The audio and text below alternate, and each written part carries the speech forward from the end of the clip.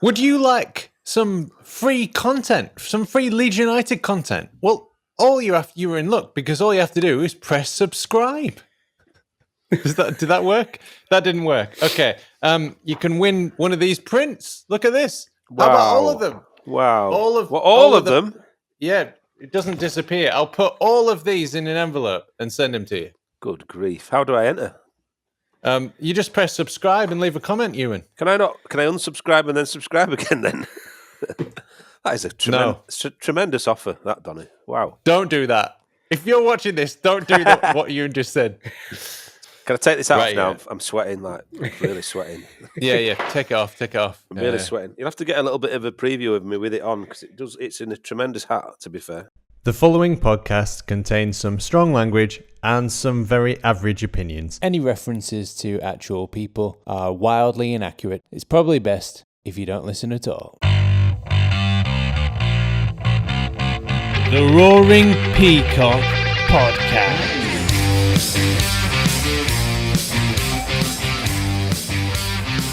Welcome back to the Roaring Peacock main cast. In this week's main cast, we'll be celebrating International Book Day. Whee! Yay! Woo! We all read books.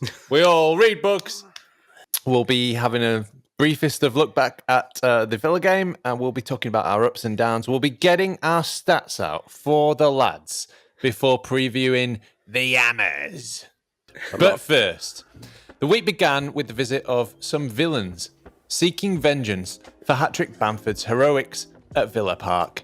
Unable to create a spectacle for fans and neutrals alike, Villa felt their best tactic was to go a goal up and waste as much time as possible in a game where fans would likely have made the difference. It's little reward for guessing who the target of their hate would have been. Wow. And as if the last year or so hasn't seen enough tragedy, we were struck another blow as we learned that Peter Lorimer has been admitted into a hospice. Battling a long-term illness, we can only wish him and the Lorimer family well and repeat that famous Leeds phrase that has echoed around Elland Road for decades: keep fighting. And pinch and a punch, first day of the month, Gaetano Berardi made his return to the pitch for the youth team. Perhaps he took this tradition too seriously, and that could have been the reason for the loss. He was pinching and punching all the under-23s. Although it was more great preparation for the under-23s at Crystal Palace as they learned to lose in London. A famous Leeds tradition, and the difficult guessing game of whether the official is incompetent or corrupt. As time marched on, it was Somerville who was sent marching as the academy side went down 2-0. Mark Jackson's men will be looking to return to the form that saw them win 9 games in a row and continue their march to Premier League 2 Division 1. And for more on the under-23s, you can march on together with our youth pod. And it was good to see a return to social media from the Leeds Warrior, as Josh Warrington posted a picture post-successful surgery and spoke of his love for fast food and a certain brand of ice cream. He mentioned he felt like he'd let a lot of people down by losing. To be honest, as someone who's frequently lost in life and eaten mass quantities of ice cream, he's actually becoming more relatable. We hope to see Josh back where he belongs, dominating in the ring and champion of the world very soon. And in non-Leeds related news, the number of benefits from Brexit continues to soar, as loyalists in Northern Ireland have announced they are withdrawing from the Good Friday Agreement. For any younger listeners, this is not a good thing. No. At this rate of reversal through time, we calculate we'll be climbing trees and picking lice out of each other's hair as early as this time next year. And it turns out that more than poor people get right up Rishi Sunak's nose, as he admitted to enjoying Coke to a couple of children. No surprise to us, as the UK's answer to Hunter S. Thompson, a man with wild eyes in a suit carrying a big red suitcase, blabbers about free ports. Rishi is a living testament to Hunter's words, the truth is never told during 9 to 5 hours. What a time to be alive, as our Schadenfreude kicking into overdrive as Sheffield United gave Villa a taste of their own medicine, shithousing their way to a mild win. and Scum managed 1 shot against Crystal Palace. And finally, barely surviving in the weeds now, something's happening with the Royals, and a spaceship landed successfully and then spontaneously combusted. We know the feeling, SpaceX. It happens to this podcast each week. Yep.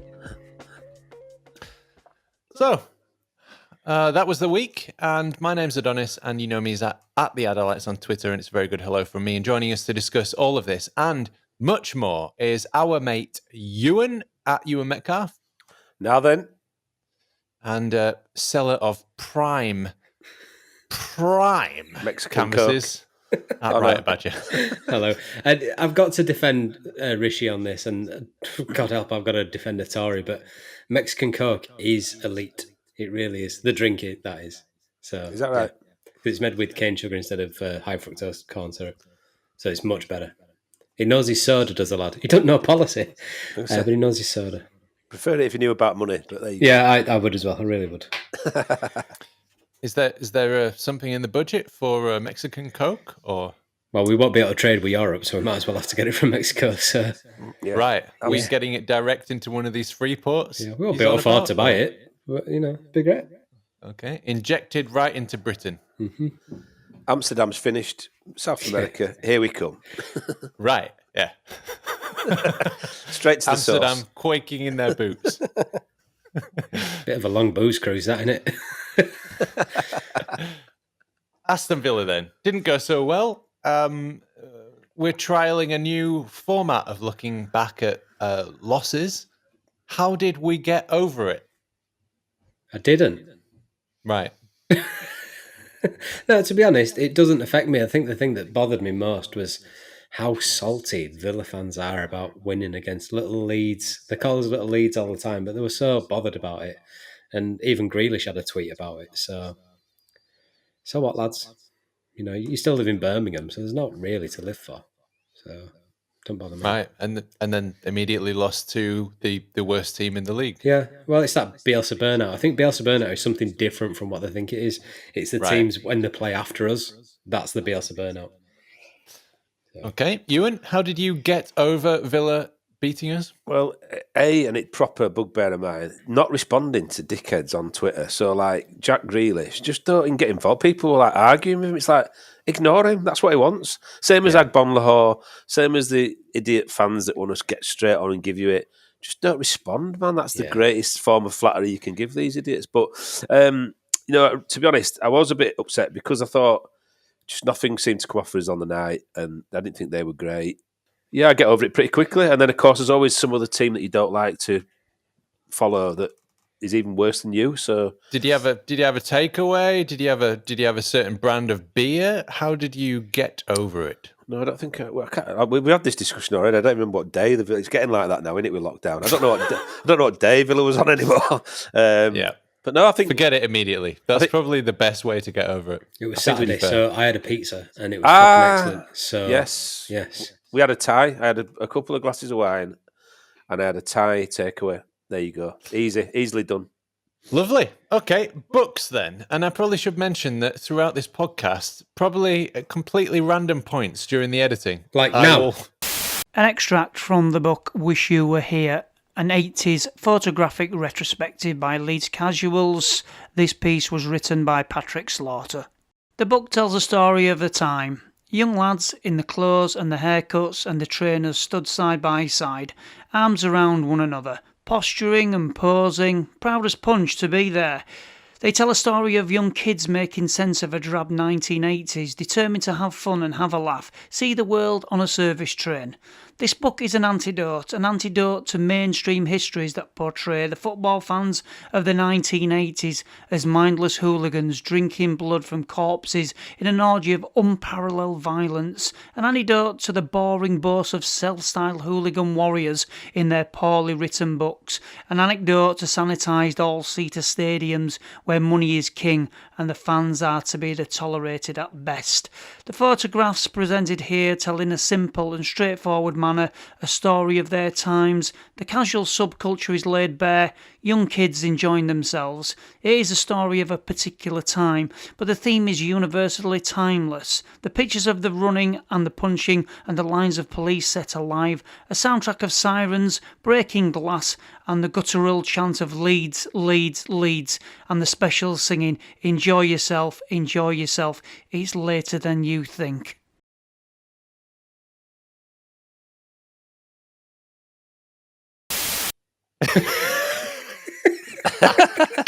And cut. I will be interspersing our painful ramblings with some decent content. We have managed to contact a number of authors. Bryn Law. Who else? I should have put a list of John them. Howe. Bryn Law. Bryn Law. Bryn Law again. John Howe, he didn't send anything. He has. Well, Yes. John Did he? John Howe sent something via my good self. So John Howe, I spoke to,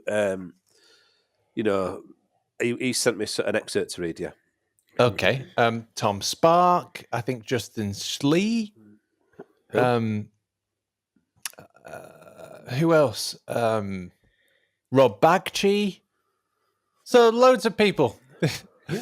I should have written a list of them, clearly. But it doesn't matter because you'll be listening to the podcast and they'll pop up and there'll be a nice little surprise for you. So, books then. Yes. As we've been talking about John Howe, did you want to blaze into your excerpt, Ewan? Yeah, sure. So John sent me an excerpt from, which is a great book, The Only Place for Us, which is his Leeds United 80s head of Leeds United. The only place for us. Ba-ba-bam-bam. Which the Burley Banksy is actually beautifully painted on top of my, on my son's wall in his bedroom. He's got The Only Place for Us with a picture of me and his brother walking to the game. So means something to me, that little piece. Just bear with me one sec. So, yeah, John sent me, I think it's from the sort of preamble to the beginning of the book, the foreword, if you like. So, again, I think it evokes memories for everybody, this. It's a passage about going to ER and it's to Elland Road, and it's obviously sort of written around sort of going in the 80s, which was kind of when I first started going, so it's particularly pertinent. So when you've got like smells and sights that evoke going to your grandma's house or somebody really that you love to pieces, well, it's the same thing. So John sent this in. So Elland Road is in the bones. Like it or not, it seeps through the senses, the sights, the noise, the taste and the distaste, all magnified. The wonderment of growing up when everything is a thrill, a life yet to be embittered, the adventure of youth, the smell of adulthood, beer, fags, obscene bodily odours, cigars, working men, disgruntled, shouting, violent men. The sizzle of the burger vans outside and the stench of fat and fried onions, sidestepping the horse manure on the Lowfields Road as mounted police control the baying crowds. The awe-inspiring floodlights like pathways to the stars, the stunning patch of endless green and the looming sense of theatre that draws us in. Language and noise you've never heard before, and it is only heard here. Heart in mouth, suspense you might never ever get to experience again. The God-forsaken, the unholy, but the wouldn't change it for the world. With time comes an attachment beyond all rationality. There is a sadness at the demise of the series of derelict haulage buildings, which anywhere else would be like Thatcherite blemish on the landscape. We mourn the dismantling of the set of 4 wounded towers, simple and functional yet illuminating, more than anybody could merely measure. And the electronic scoreboard that glowed on the sodden and cheerless February afternoon, a concrete underpass takes on Elysian significance as it conveys us onwards. Or you can stand at the top of Beeston Hill, feeling supreme powers as you look down on your own heaven, unquestionably taller than you were before. There is both a history and a mystery to Elland Road, the only constant throughout Leeds United's existence. Once residing in the unfolded, featureless pastures of Beeston, Leeds, but now in a geographical bubble all of its own. Once a football ground, now a stadium, shiny blue, plastic and sinuous aesthetics might have replaced the mud, the cold concrete, the crumbling brickwork, the grass banks, the prefab misconstruction, the wire fences and the scattered crash barriers, but it is shrouded in, marked by, and reeking of the traditional still. So, doffing the cap to the persistence of standing in the rain on the old gelded end, to the pre-match buzz of the pubs and pie queues, to the impatient wait for the football specials, to the incoherent din of the underpass, to the surging masses on the Lowfields Road, and especially to the winning goal, when we are seeing stars. This is the story of the only eternal refuge in Leeds United's history, the only place we return to on our never-ending travels, the only place for us. Very well read. Yeah. Why, lovely. thanks, man. Evocative. I'm not. Yeah. I'm not a confident reader, but I've I've got my assistant here reading. So it's from the only place for us, the A to Z of Leeds history. First published 2015, updated now, so it's available out this week, and it's available online and from the Square Ball shop, the LUFC shop, and Waterstones. Yeah, it's definitely a good book to have as well. It's a fantastic coffee table book, is that? I've Amazing. got the 2015 version, and you just Same. basically you just flip to a page and there's like loads of really good information about the favourite place in Leeds. So, it's one of my favourite like bits. Like, did you know that the pitch was 90 degrees the other way around at once, and there's a well near the cop? It's like, could you learn all that stuff? It's great. Superb book, Buy it. great bloke, a friend of ours. So yeah, love reading that passage. Just that smell, the smell it evokes, the rumble of feet, the noise echoing the underpass. It's just every Leeds fan who's ever been, you go back to that very first time, don't you? And how does everybody know the songs? And Yeah, what's that noise? And who starts the songs? And exactly. it just now there's some bloke Yeah. who starts. Yeah, it's yeah. whoever's confident enough to sing more than one verse, and everybody will start. And you're so small, and everything else is so big, and it's Yeah. the crowd is so loud, and it's like all around you, and that feeling of just like being a part of something way, way bigger than yourself. And yeah, like the plastic of the seat, the feeling of the plastic on the seats, and the smell of the program, and yeah, just all of that stuff. Some of the stuff that I've missed since we've not been able to go to games has been crazy though. Like that feeling of the back of the plastic seats on your shins, stuff like that. Yeah. It's weirdly you miss that because that's you're at a game, and the more tense the game is, the harder that's digging into your shins because you're willing Leeds to get closer to the goal. And like just walking down Wesley Street with a crap coffee from the co-op, from the Costa machine, it's like I won't mind that. That's a Saturday morning or a Saturday afternoon for me. So sooner we get back, the better. This is an extract from the first book I wrote, Zombie Nation Awakes, that chronicles Wales' qualification campaign for Euro 2016. And this is from the Bosnia v Wales chapter, with Wales desperately requiring a result in the Israel game to make sure that they did get that qualification. The game goes on somewhere in the background. Wales miss a chance to equalise, and then Bosnia score a second. But it doesn't matter. Only Israel matters now. There are quite a few members of the FAW staff down in my corner as well. The overspill group that wasn't allowed to sit next to the dugout. They're asking for the score. James Collins jogs up, miles away from the bench. He just wants to know the score. When I tell him, he sprints back up the line. Then Bill Leslie, the commentator, says, "There's a minute to go here and in Israel." And now I know. A grin starts to spread across my face. I start nodding furiously, almost jogging on the spot. And then a chant starts from the away fans. "Brynlaw, Brynlaw, what's the score? Brynlaw, what's the score?" As they await my response, Bill Leslie utters the immortal line, "The referee has blown for full time in Jerusalem." And my eyes close, whilst my arms pump the air, the microphone with its red Euro 2016 mic cover waving about. The fans know what this means. At last, at last, at last, we've done it, we're there. A wave of euphoria rolls up from my feet, up my body, up my arms. I open my eyes and look at the most fantastic scenes of celebration in front of me. It's the moment we've waited for so many years. Loyal fans have passed away without seeing this moment. Many on the terraces in front of me will have travelling companions who are no longer with them. I have a friend who should be here and who isn't. I think of him and look up and point to the dark Bosnian night sky. Tears of joy falling down from the heavens on us all. Gary's wearing his FAW suit, the little grin and a nod to me, and then he turns and goes back to the dugout.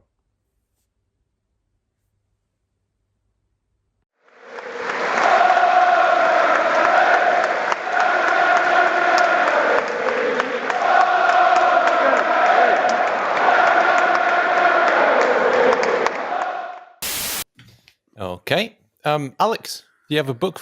You've got a book for us? I do.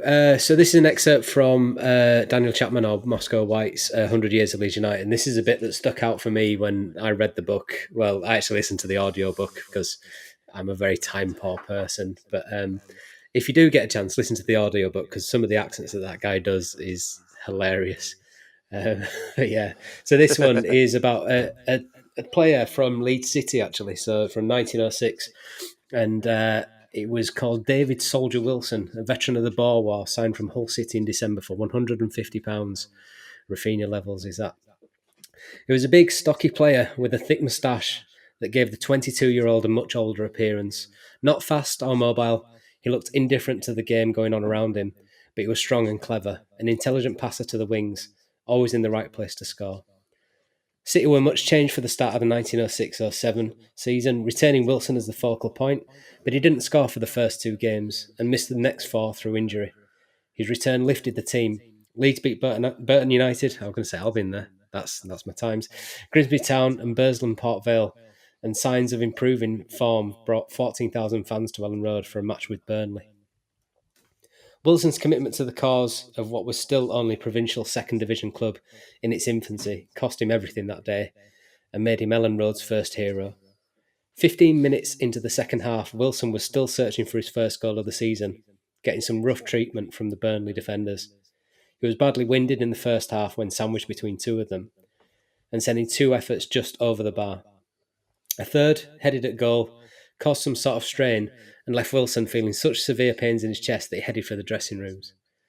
Police Constable John Byram followed Wilson, and finding the player in agony on the ground, he sent for the Leeds and Burnley club doctors, and a third found in the stands. They've moved him to the comfort of the director's room, where he began to recover a little from what City's Dr. Taylor presumed had been a heart attack. A taxi cab was called to take him home. Even before Wilson went off, Jack Levery had been knocked unconscious in a tackle and was now a passenger on the fringes of the game. There were no substitutes at this point. Now Harry Singleton was injured and limped away to the dressing rooms, leaving Leeds down to 8 fit players. And the quote, though his chest was very sore, reported the Yorkshire Evening Post, Wilson said he could not remain there in the director's room while the Leeds City team were in such straits. So although many of those in the room endeavoured to dissuade him from his purpose, he went out to resume play, his reappearance being greeted by a storm of cheers. Wilson managed 3 minutes, only going near the ball once before leaving the pitch again in agony, while Burnley took an inevitable lead. In the dressing rooms, Constable Byram was helping Wilson into a hot bath the player thought might restore him. Instead, Wilson suffered violent spasms, lost consciousness, and was quickly moved to a table and attended by Dr. Taylor. Sarah Wilson was at the game and, worried by her husband's behaviour, had set off for their home in Catherine Grove, not far away at the top of Beeston Hill, to wait for him there. When the game ended, the players found a shocking situation in their dressing room, and Gilbert Gillies found a car to overtake Mrs. Wilson, bringing her back to the ground to attend to her stricken husband. When she made the trip away again, it was in an ambulance with her husband's body. Despite the efforts of the doctors, David Soldier Wilson had died just as the game was ending. It was agreed at the inquest that over-eagerness to be of service to his club was Wilson's undoing. His devotion to the game and to the club proved fatal, wrote the Leeds Mercury. As well as Sarah, Wilson left a 10-month-old daughter who was just 23 years old. A few days later, after a service at Catherine Grove, his coffin was draped in the Leeds City flag for the journey north to be buried near his family in Leith. The shadow over the shocked and grieving club took a long time to lift. They didn't score for 3 games following Wilson's death. So that is double hard. I mean, imagine having a heart attack and then thinking, right, I'm going to go back out because the team need me. Yeah, so Adam Forshaw, I'm talking to you. Oh, no. Can we just wish Adam Forshaw well? I feel sorry for him. I jest, I do. Of course, I jest. Yeah. Amazing. That's exactly the story that I thought about. So it's amazing that's read. When I'd looked at, I've got that book and literally I hadn't had time to read. I flicked through it, and that was the one that out of the 3 or 4 stories I read that very first day, I got it around Christmas time, that stood out. I mean, what a story that is, man! It's commitment, but so sad, isn't it? And yeah, wow. I mean, imagine footballers of today, particularly our friend Mr. Grealish. You know, going back on after an eyelash fell out. Never mind going back on after a heart attack. I mean, it's when people say it's just a game. Why are you so upset? I mean, it was just a game, but Wilson, he's looking at that of like, my team need me, and it doesn't matter his own personal. It's all the massive side before self, side before life. Yeah, in Wilson's case. Yeah, wow, what a story. And imagine thinking a warm bath would restore you from a heart attack. I mean, that's optimism for you right there. Well, it's the last thing you talked about Gascoigne.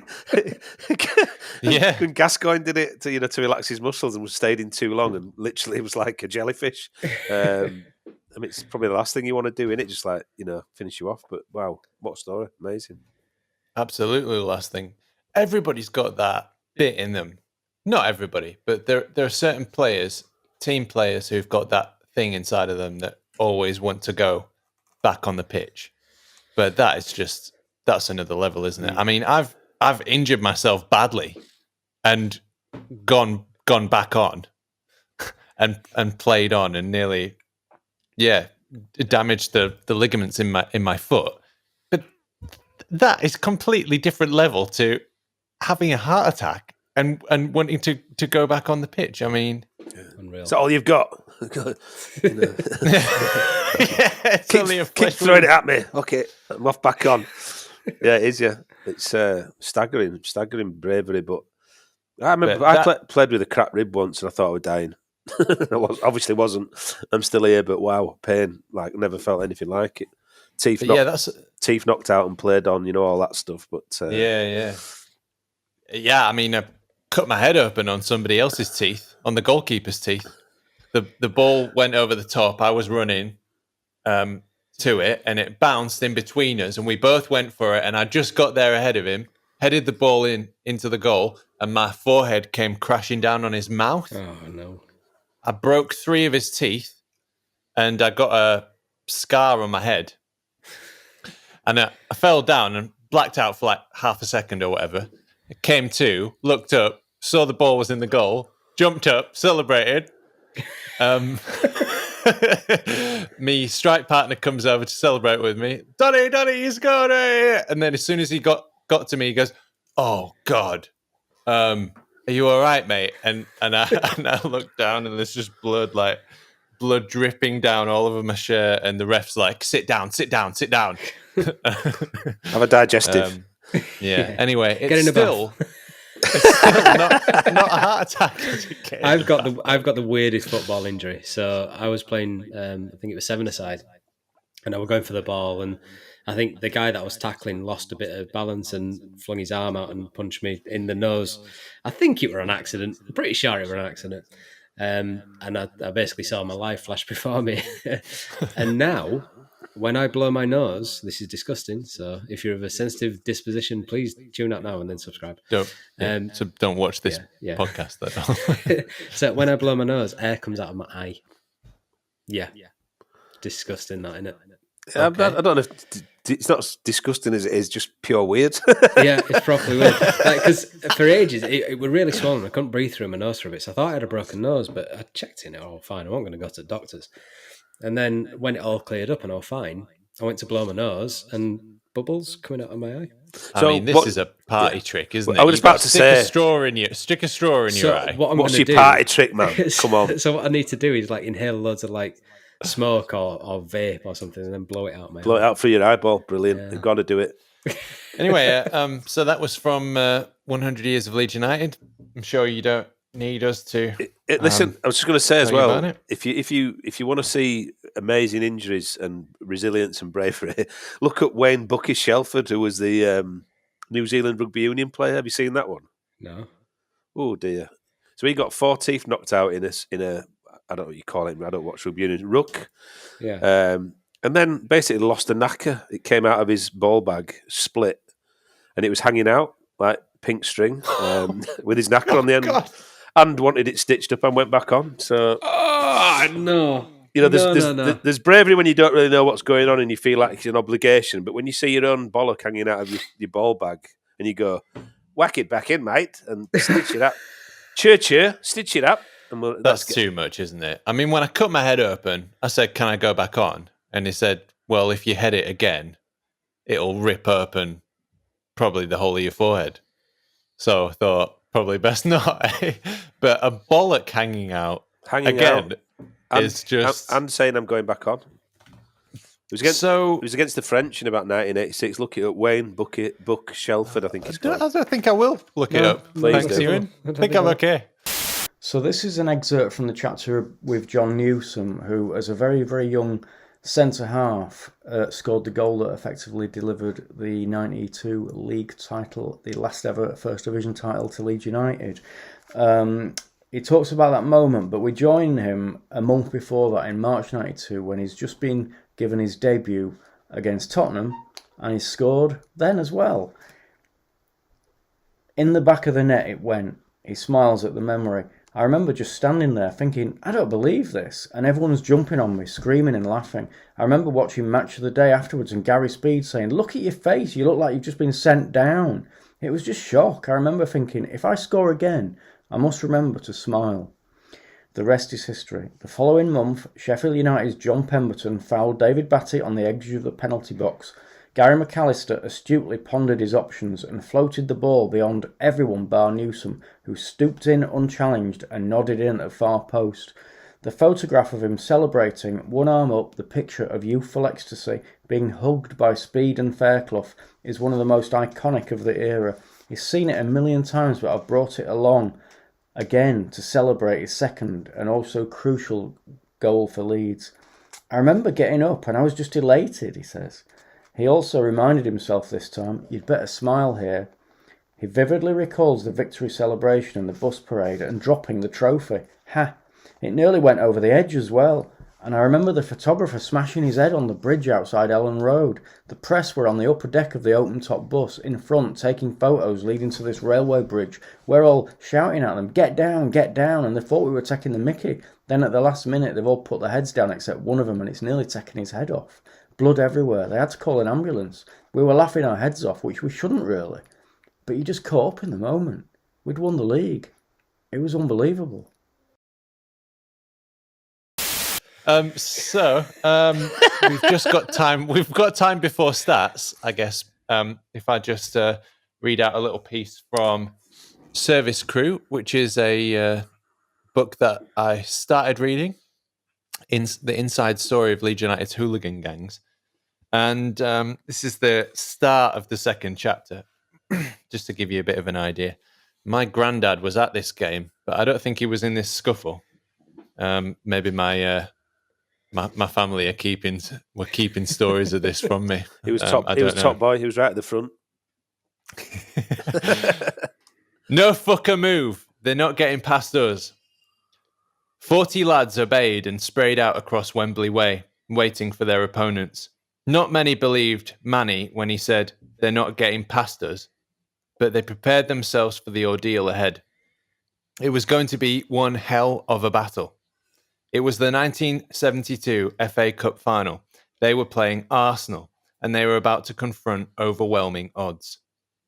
The coachload of Leeds hooligans from the Cow Close area had already received warning of what was coming when between 100 and 150 breathless lads sprinted past them.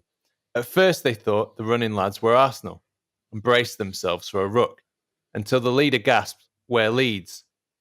There's about 2,000 Arsenal up there and they've knocked the hell out of us. We're off." The Cow Close lads had arrived in the capital in the early hours and kicked in Hyde Park. They had already had an eventful day, rousing some tramps in the park to play a game of football, and then mixing it in Trafalgar Square with a smaller group of Chelsea, who were giving a good account of themselves.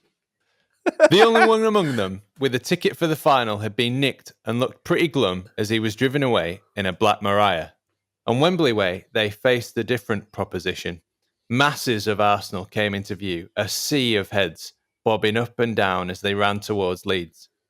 As they closed in, Leeds could make out individuals dressed in the bizarre get-up from A Clockwork Orange, white coats and bowler hats, with one side of the face painted red and the other white, with a ring of eyeliner around one eye. Some were carrying sticks. Arsenal's hooligans were known to be no mugs, either away or at home, and as there were now possibly 2,000 of them heading towards a vastly outnumbered Leeds contingent, the situation looked dire. The Leeds lads silently stood their ground, prompting a few anxious looks among the Arsenal front line. The Londoners started to slow down, and then stop, shouting, "Arsenal!" and jeering, "Come on!" One ran up with a stick in his hand and brayed a Leeds lad called Paul over the head, snapping the stick in the process. Paul bent down, picked up half of the stick, and stuck it in the lad's face. Jesus. That escalated quickly. Yeah. So if you want to see how the rest of that story went, Service Crew, the inside story of Leeds United's hooligan gang. I don't think it ended in tea and scones, did it? Possibly. It would these days at Arsenal, wouldn't it? I've never experienced it. The worst I've ever experienced is up at Borough, where a guy punched a bus stop that I was standing in and said, "You dirty ginger Leeds bastard." I'm not ginger. I don't know where that is. I don't know. Or did you look round behind you like, what? Who? He punched the bus stop. Yeah, punched the bus stop. Didn't punch me. Punched the bus stop. Dirty Leeds bastard. When we beat him 1-0. Bus stop usually wins, to be honest. Yeah. Nine times out of 10. Hi, I'm Tom Sparke, author, illustrator, artist, especially artist when it comes to a lot of Leeds United things, but more of that at the end. My latest book is a comic book, and it is called The Misadventures of Spring-Heeled Jack, as you can see up here. I'm going to take you through the first few pages and give you a little taster of what it's all about. Here's the cover. Here's the inside. That's not interesting. Here we go. We wake up with one of the main characters, which was introduced in the first book, The Misadventures of Spring-Heeled Jack, issue 1, funnily enough. Coming out of his bed. And here he is walking through the streets of London with the various strange creatures that follow him. And then he finally gets to the hideout and meets Jack, the eponymous hero of the book.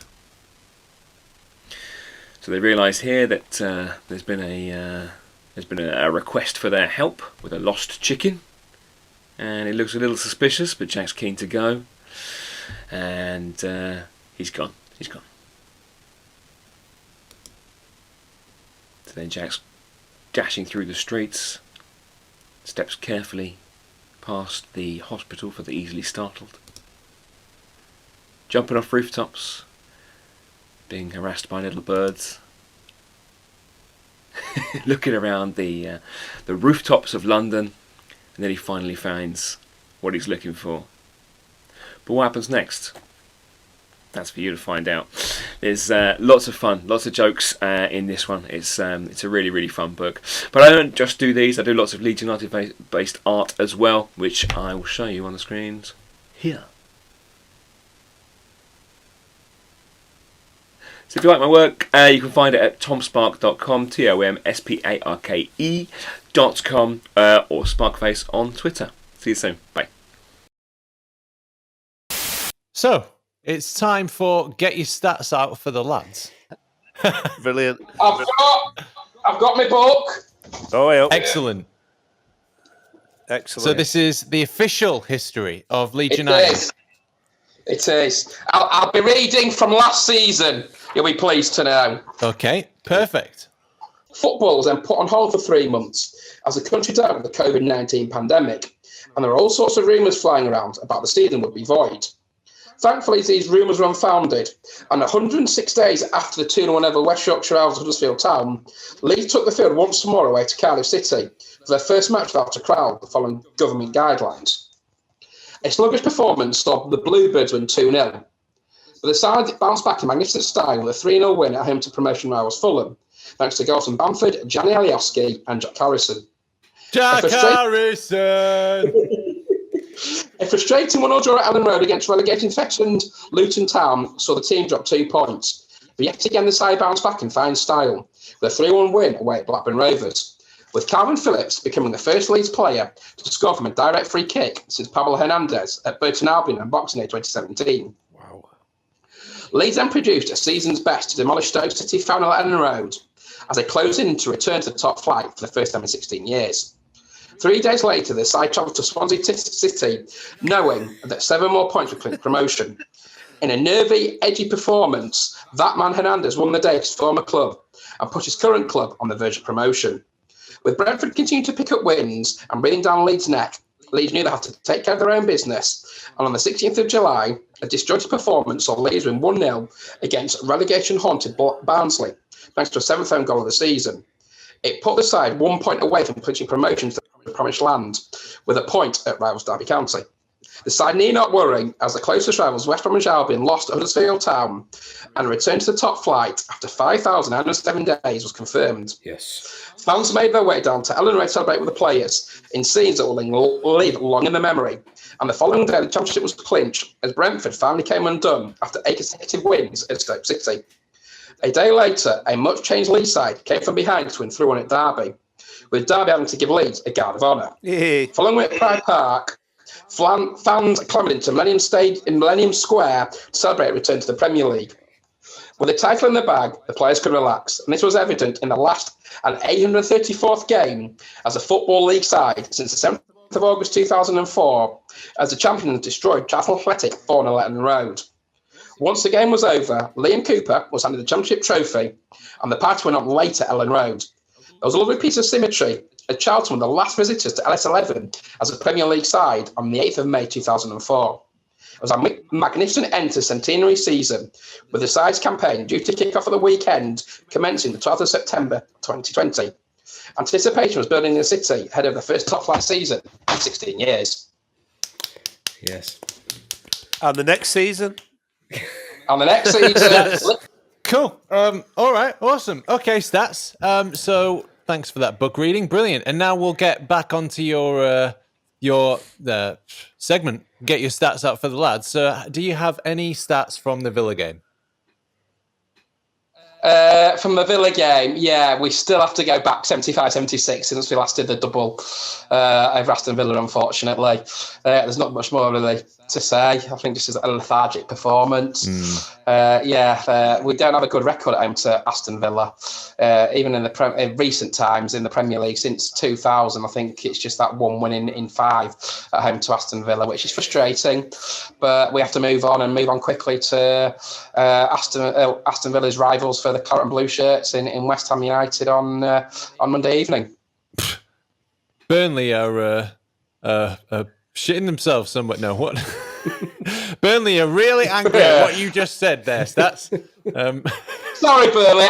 You're the other rivals, and I think we play you in April or May time, so I can use that line against Burnley. Sorry for any Burnley fans. I hope I'm not no harm intended. They won't be watching. Nobody's got tellies in Burnley. Don't worry about it. No, they don't. All Wi-Fi, all computers, all telephones, all headphones. There was a Burnley game that was on PPV, and wasn't it like 34 people? 84 people? Or was it 34? 84 people or something watched it? Yeah, it was the first one, wasn't it? And that first, the whole thing of PPV, that was the first one, and it got... God, yeah, that was at the start of the season when they started this, all the houses with electricity, basically. Yeah. So I was thinking that was just the Burnley fans, but Ewan might be onto something there. It could just be the ones that have TVs. Electricity. They're all howling at the moon, the rest of them. Right, yeah. Howling at the moon for their thumbs. Oh, okay, don't because they'll be in the... Oh, no, they won't be in the comments. No, they won't. No, that's the thing. We can say what we like about them. Taking 40 truck licenses. Right. We needed that 15 million, though, so thanks for that. Stats. Yes. West Ham. Yes.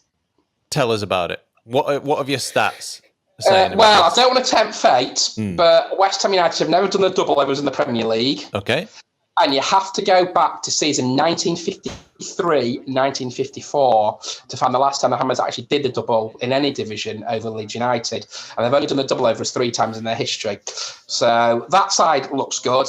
The London stats, I think it's now, 15 games without a win, 13 losses, 2 draws. at Brentford and at Millwall in 1819. And Luke Ayling needs one more appearance to become our 75th top highest appearance maker, which he probably will get against West Ham on Monday evening. And I think Click needs one more to become our 120th top all-time appearance maker. And Paddy will make his 99th appearance, all being well, on Monday. It's Monday night, isn't it? I lose track of all the days with games. It's International Women's Day, yes. Yes, certainly is. When you said 1819, I was thinking, God, has it been that long since we've won in the It feels like it. It feels like it. So, yeah, and then all being well, providing Paddy comes through the West Ham game unscathed, he'll make his 100th for the club against Chelsea, whenever that day is, because I lose track of all these games with Sky and BT and what have you. So yeah, Paddy will reach 99 and hopefully get his 40th goal for the club on Monday evening. And is this That'll be good. Is this our first time at the London Stadium as well? Because I think it was It is, yes, and I believe it's Bielsa's 42nd different ground he's managed Leeds at. Wow. Okay. This is from the Biography of Leeds United for World Book Day. Part of the reason for the club's enduring appeal is that we have a go. In 4 attempts at the European Cup, Leeds have made the semi-finals twice and the final once. It's not a Nottingham Forest-style hit rate, but none too shabby.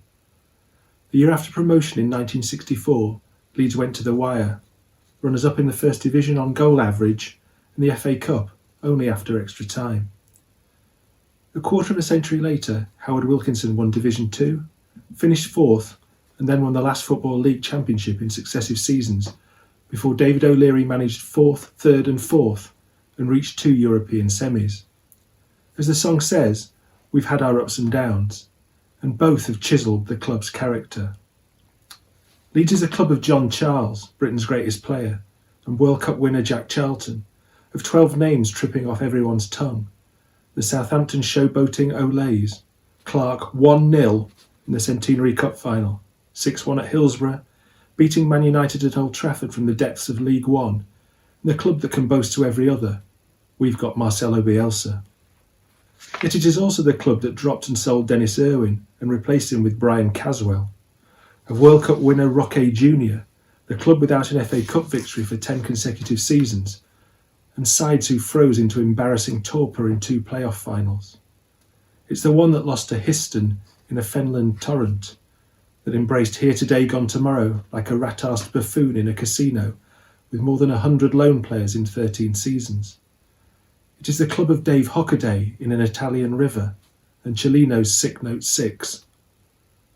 These extremes of experience define Leeds as a hybrid of erstwhile nobodies, Unlucky Alf, and the greatest in the land. Wilkinson thought the club a Rolls-Royce in a breaker's yard when he took over, and merely 8 years after his tireless renovation work ended, it was back with the knacker. Brass comes and goes, success and crises too. This is United's core value, a volatile club in a volatile world. When opposition fans ask, who are you? The answer comes back, we are Leeds. This is the story of what that means. Okay, and just enough time then for What's Your Thing this week, Stats? Well, I'm on annual leave at the moment, so I'm having a few days just to catch up, as you do.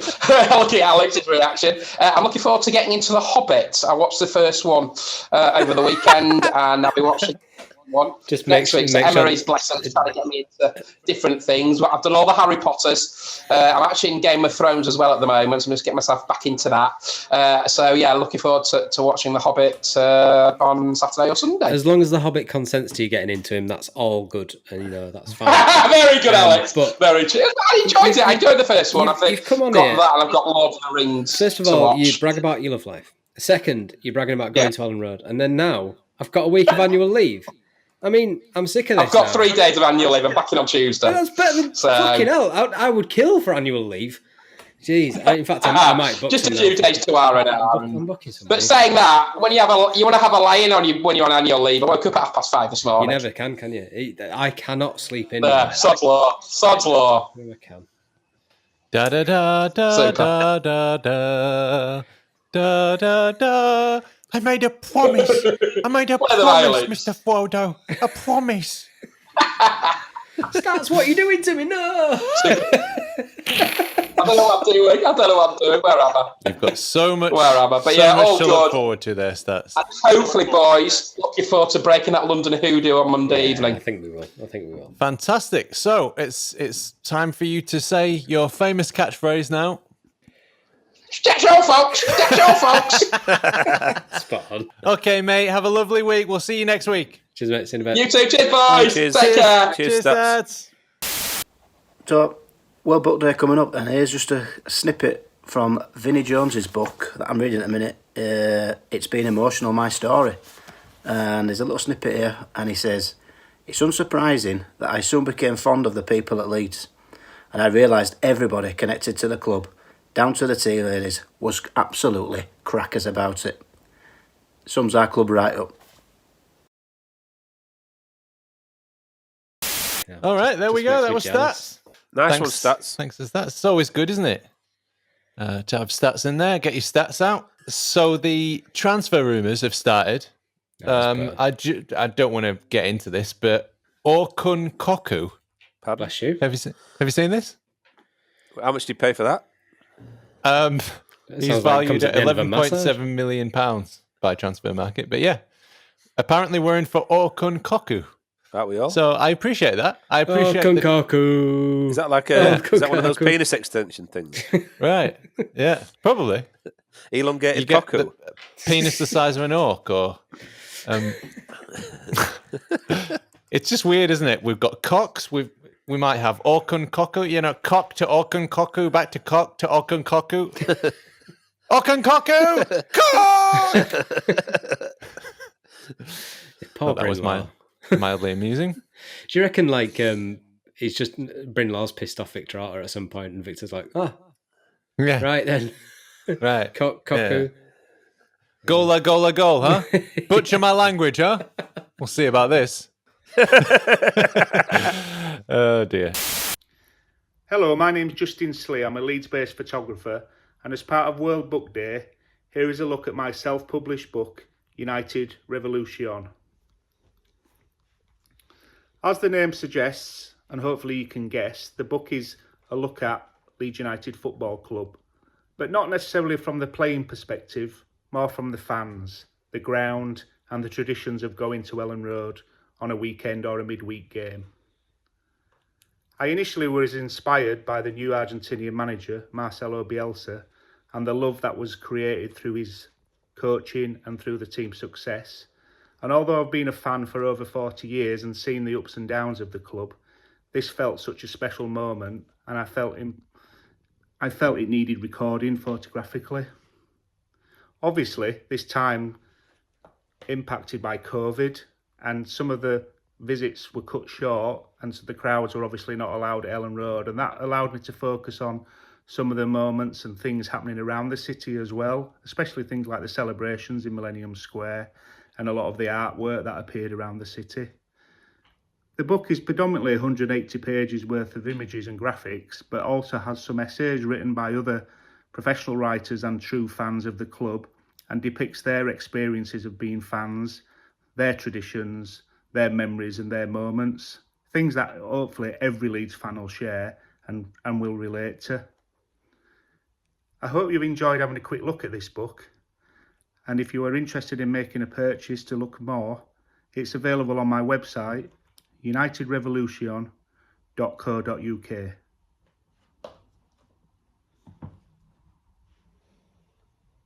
Okay, ups and downs. Any ups and downs? Thinking of ups, I'm such a depressive twat. What ups have we had? What positives have we had? Phillips is back in training, or at least Berardi he was is all there, so. he was seen beeping his horn during a Rafinha interview. Yep. Yeah, that could Looking out the window like this. Could have been a mobility car, though, couldn't it? So yeah. You never know. Beep beep beep beep. Oh, I'm really funny on a raft. Beep beep beep. Yeah, so ups and downs then. I think up is the return of the beautiful and wonderful man, Gaetano Berardi, to training. And that is just coming back to Berardi being in the Premier League, which is amazing. If you could think back to the Sick Note 6 and Berardi, joining the club coach and standing against the guys that wanted to protest. I mean, and the fact that he's now potentially going to be a Premier League player is unreal, and I cannot wait for him to be sent off in his first 5 minutes. Downs, probably Villa, and just how reactive we are as a fan base, because Twitter is beautiful after a win. We're the most acerbic wit. We're quite clever. We'll find the clips that we want to put, and we'll all have a good laugh and stuff. When we lose that altogether, and it just becomes an absolute cesspit. So yeah, just keep the humour up. We're staying up. We're safe. Just have a laugh. Right. That was Alex's ups and downs. And Ewan? Ups. I'm not taking any solace in people returning from long-term injuries or anything. The ups are Chef Wednesday getting beat by Rotherham, which is brilliant. Go on, Rotherham. The ups are Man United having one shot on goal and drawing with Crystal Palace, or possibly the worst football team in the league. What else ups? There was another up as well. What was that? Oh, Wednesday Rotherham. Wednesday Rotherham. Right. Yeah, I've mentioned that. Yeah, Wednesday can fuck off.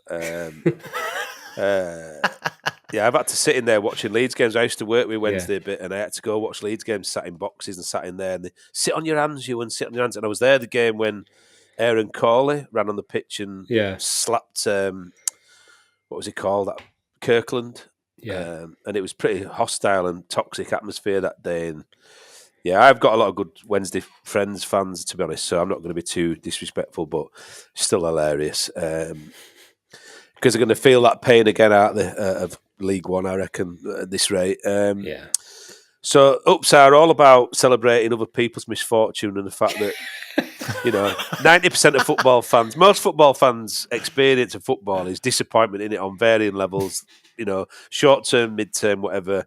And just to wallow in other people's desperation and unhappiness is what makes me really happy on a weekly basis. So there you go. Downs, Villa weren't good, but that's it. I'm a pretty positive person, That's it, and it's only football at the end of the day, We've just heard about a guy that had an heart attack on a pitch and went back on because he felt it was his civic duty, and a guy who played rugby with his knacker hanging out, with his Jacob's crackers hanging out back of his shorts, back sacking up and crack. Yeah, exactly. So there's far worse things in life. So, life's good, innit? We're going back out of lockdown. Everything's cushy. We're back in the pub in a couple of months.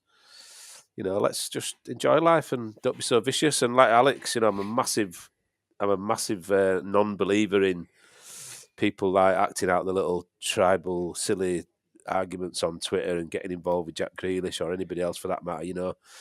So what? Let him spout off, but don't respond to him, Leeds. Come on, we're better than that. If you want to respond to 2,000 Arsenal fans dressed up as Clockwork Orange running across Wembley Way, fair enough, but don't respond to that little penis on Twitter. It's what he wants. Okay. I think another up as well, just to add that. How good are Barnsley this season? Yeah. Alex Mower. Alex Mower. Brilliant. I love Alex Mower. I always thought he was a baller, too slow, and he wouldn't probably. Yeah. But what a footballer. Can hit a ball. What a shot on him. What a shot. And I don't think that stat that Stats has just pulled out about we haven't scored from a free kick. The one, was it Phillips against Blackburn? Yeah, last season, yeah. Was that the one that's the first time we scored from a free kick since 2017? Pablo, that's ridiculous. Pablo Hernandez, yeah. That's ridiculous. Yeah.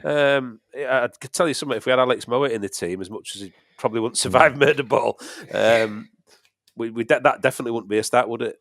No. Well, we had Izzy Brown taking direct free kicks at one point. So Yep. Wow.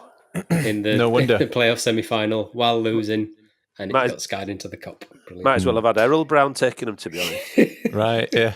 You sexy thing. I think it's just too easy to pick Villa as a down, but I just can't think of any others. So that's my down. And then my up was learning that Elan Millier rejected Chelsea. Yes. Before he came to us. So there you go, Chelsea. You're stuck with your expensive shit goalkeepers, and we've got the greatest French goalkeeper since. Has there ever been a French goalkeeper as good as this? I've got no idea. I'll be reading a little passage from David Batty's Autobiography. Wilco talked to the board and it was rejected. So my dad advised me to put in a transfer request in writing, which I did. Then my dad made an anonymous phone call to the Yorkshire Evening Post saying I had asked for a move. That put the cat among the pigeons. The newspaper reported the story and the club had to respond, admitting they had turned down my request. The report included references of how highly Howard Wilkinson rated me and how he didn't want me to leave. It also claimed that I had a valuation of £850,000. I couldn't believe it. I feel I owe it to myself to claim that though I was always being blessed with bucket loads of self-confidence on a football pitch, that isn't the same thing as having a big ego. If anybody I've played with or against said different, I'd say he'd got the wrong man. So when I read that news, that Leeds and Wilco put such a valuation on me, and £850,000 was a lot of money in 1989, I was surprised and flattered. Okay, and West Ham then, finally, very quickly. Fuck 'em. Right? Yeah. Ewan? I quite like West Ham. I've always had I'm not keen, as you know, on any team other than Leeds United, but I've always had a bit of a soft spot for West Ham. I'm glad they're doing well. Loved going to the Berlin ground. That was an experience, to be honest, in and a half. But I've met like West Ham fans all over the world, and they're great. They're usually really good people and down to earth, a bit like us. So, well, Stats has said it. It's a long time since they've done the double overs. That usually is the death knell, and it means it's going to happen. Like, there's never been a team that's not gone up when being top at Christmas in the Championship. So, yeah, I reckon we're going to win, and it'll be tight, 2-1 Leeds. Decent game, open game, and yeah, I'm going to go for a 2-1 Leeds win. Brilliant. So some other books that narrowly missed out, me reading them out just because they didn't have anything to do with Leeds. Football Cliches by Adam Hurrey, also an excellent podcast, so give that a listen. Right after you've finished listening to the back catalogue of The Roaring Peacock, obviously. How to Score by Ken Bray, Science and the Beautiful Game. That's quite necessary, especially when you're a bit younger. Random History of Football by Colin Murray. Very, very funny. Lots of different little facts about it. What's this? David O'Leary, The Inside Story of... no, you probably... No, not that one. Probably okay. don't. Sorry. Cluffy? Oh, what? geez. No, definitely not that one. Right. It was just 45 I was actually pages. I was going to read a little bit about that. It's just the biggest mistake of my life. That was the chapter. I think he goes to some northern club. Yeah, probably Yorkshire or something. Yeah, Never heard of him. The next one is In Need of a Friend. You know, at least I had a chance of getting to look at the European Cup with Leeds. That's literally a sentence in this. So, there you go. He had a look at it. And of course, Rob Bagchi. Rob will be reading out a bit of his. And all. Thank you to all the other authors that got back to us. And about that one. There you go. Wish you were here. Andy Pye's reading that out. So Carl Skirrow, Richard Cusworth, Simon Gosling. Brilliant photographic book of Leeds United casuals in the 80s and stuff. Brilliant book. It was done for charity, but I think we've got a clip from that, haven't we, or an excerpt from that too. I don't know if you're going to. Photographic nostalgia, absolutely brilliant. Right, there you go. Okay, wrapping it up then. Final thought. Not many final thoughts. Looking forward to another game just to get Villa out of his hair and to get back into winning. I'd really enjoy that because it just makes my life a lot easier on the team's calls on the morning. What's happening at Leeds? Yeah, that's all. Okay, Ewan? Final thoughts, always the same. Stay positive. Keep testing negative. Let's go into West Ham confident. We've had these little wobbles, haven't we, before? We've usually come back and really impressed. So I'm looking forward to a good performance against West Ham. And as I say, 3 points. And a real fantastic end to the season. Last 10 games are going to be great. And whether we get into the ground or not, we're going to be back next year, aren't we? And we'll still be there. And wow, that's something to look forward to. Yep. Final thought from me. Read a book. Yep. Put the phone down. Get off the screen. Read a book. Don't turn into an old grandpa. All right, Dad. Fucking hell. Yeah, stop shouting. Get off your Nintendos and read a book. Stop shouting at the telly, Donny. I say, put that bloody phone down and read yourself a fucking book. That's what I said. Eyes. Yeah. You'll learn nothing but worms on that Google. Worms? Don't know where that came from. You'll get rickets. Look bent down like that, looking at that screen. You'll get rickets. You'll get square eyes. Your face will stay like that. God, I used to love that one. But the thing is, it did. Yeah. So if you've enjoyed this podcast, if you're still here, to the one or two of you still hanging on, at Peacocks Roar on Twitter, or the Roaring Peacock on YouTube, and subscribe to us and give us some comments and all that shit. You need to do it with enthusiasm, haven't you? It's like, right, subscribe, ring that bell, and you'll be notified when we're coming back on. And need to get this 100 likes, guys. 100 likes and 1,000 subscribers. And today we're doing the Jaded Leeds Fan Challenge. So my name was Adonis, and you know me as at the Adelites on Twitter. It was a very goodbye from me. And joining us today was Machiavelli at Ewan Metcalf Ewan. Good night, God bless. Good night and God bless. And a very goodbye or a very good night and God bless from at Riot Badger Alex. All right, see you later. Give us 3 rings when you get home to let you know you're safe.